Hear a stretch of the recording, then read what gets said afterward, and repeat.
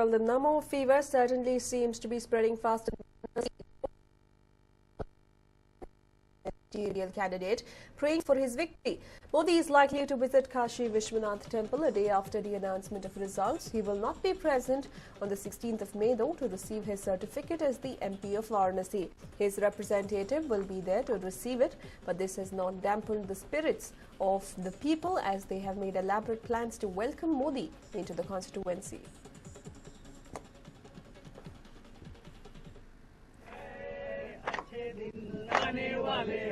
हम मोदी जी को लाने वाले हैं अच्छे दिन आने वाले हैं हम मोदी जी को लाने वाले हैं हम मोदी जी को लाने वाले हैं अच्छे दिन आने वाले हैं हम मोदी जी को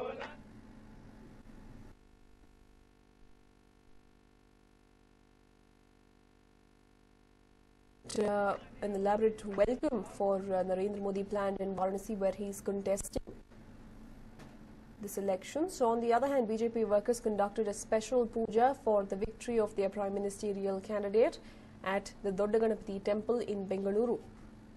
There are a series of pujas being held in Varanasi. In fact, an effigy of Narendra Modi was placed in a sitting position right next to the puja, so that even despite his absence, he is still present amongst them.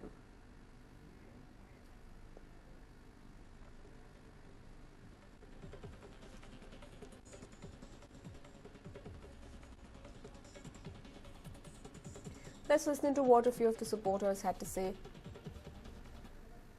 आज मैंने श्री नरेंद्र भाई मोदी जी का राजतिलक किया है, क्योंकि अभी तक जो सरकार रही है इसके कुचक्र में पड़कर हो चुका था, परेशान हो चुका था, चारों तरफ अत्याचार हो रहा था। तो पूरी पब्लिक हिंदुस्तान इससे त्रस्त आकर के पूर्ण बहुमत में आज नरेंद्र भाई मोदी जी को जिताया है। और हम पूरी संत समाज, श्री वैष्णव ब्रह्म समाज और सन्यासीगण सभी बड़े प्रसन्न, उन्होंने हमको अपने पूरी संत समाज ने भेजा है, क्योंकि और भी कई जगह संत सम्मेलन चल रहे हैं इन्हीं के राजतिलक को लेकर के। तो मुझे फोन आया, मैं यहाँ पर आया हूँ, लेकिन मैं बड़े उत्सव के साथ आज मोदी जी का राजतिलक किया हूँ और भारतीय संस्कृति, सनातन संस्कृति की रक्षा करेंगे और महंगाई जैसी डायन को मारेंगे, अत्याचार भ्रष्टाचार से खत्म करेंगे। एक दिन पहले ही राजतिलक, क्या कितना उत्साह था कि एक दिन पहले ही राजतिलक आप लोगों ने कर दिया? जी, जिस वक्त विभीषण जब भगवान के शरण में गया तो जाते हैं राज तक ते सारा, रावण मरा नहीं था, उसके पहले राम जी ने विभीषण को राजतिलक दे दिया था। इसलिए आज मुझे इसकी आवश्यकता है, क्योंकि इतनी उत्साह है पब्लिक में कि वो ये चाहती है कि कितने जल्दी उस राज सिंहासन पर बैठे और जनता की यातना को खत्म करें। इसलिए हम लोग उत्साह होकर के, क्योंकि पूर्ण रूप से जान चुके हैं कि वो ही बैठने वाले हैं, तो हम लोगों ने उसके पहले ही राजतिलक कर दिया है। मोदी को घर ले आया यार, किस तरह का कार्यक्रम किया है उसकी?